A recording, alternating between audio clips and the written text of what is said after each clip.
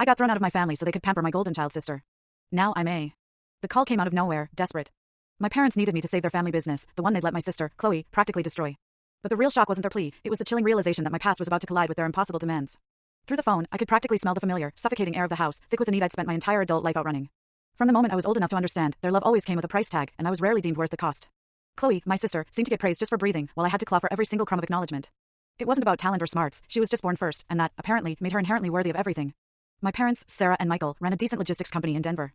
Michael had launched it 2 decades before I arrived, securing contracts all across the Pacific Northwest. Sarah handled the operations, the financials, all the client relationships. They built something stable, profitable, yes, but honestly, pretty unremarkable. Chloe was 4 years older, and for as long as I could remember, she was the universe's center. Her trophies were proudly displayed, spotlit in the hallway. My achievements? Always tossed in some forgotten drawer, probably under old utility bills. When Chloe made honor roll, it was a celebratory dinner at the swankiest place in town. My straight A's, year after year? Just a quick, almost dismissive nod from Sarah over her morning coffee. That was it.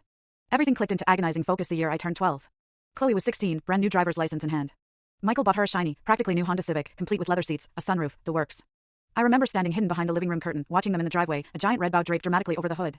Chloe shrieked, she jumped, she hugged them both like they'd given her the moon. I was completely invisible, just air.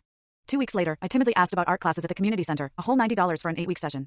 Sarah didn't even look up from her laptop. We just bought your sister a car, she snapped, her voice flat. Money doesn't grow on trees.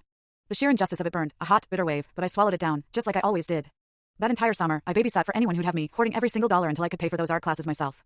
And not once did anyone in my family ever ask where I disappeared to on Saturday mornings. They were always off at Chloe's volleyball tournaments in other towns, those trips never seemed to put a dent in their budget. High school, naturally, just deepened the canyon between us. Chloe floated through, coasting on mediocre grades but supreme social popularity. She signed up for every club that required absolutely zero effort, just to pad her resume with titles that sounded impressive but meant nothing.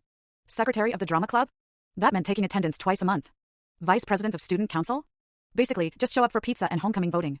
That was it. I, on the other hand, dove headfirst into academics. It became my sanctuary, the one place I could truly compete, the only place I felt truly seen. Chemistry absolutely captivated me, the pure magic of elements combining, transforming right before your eyes. I'd spend lunch breaks in the science lab, running extra experiments, hounding my teacher with questions that went way beyond the textbook. Junior year, I actually took 3rd place at the state science fair for my water purification project. My parents, Sarah and Michael, did show up for the award ceremony, but then, just like clockwork, they vanished before the reception. Apparently, an important client dinner suddenly materialized. Chloe then got into Oregon State University, with entirely average SAT scores and an essay I'm pretty sure Sarah had practically rewritten. The celebration? An entire, lavish weekend. Michael popped champagne, invited relatives over for a spontaneous party, a whole crowd of aunts and uncles I barely knew, all fawning over her like she just single-handedly cured some terrible disease. I was 15, standing awkwardly in a corner, a quiet observer of the spectacle. Now, all these years later, they expect me to swoop in and rescue them, as if the past never happened, as if I haven't been invisible my entire life.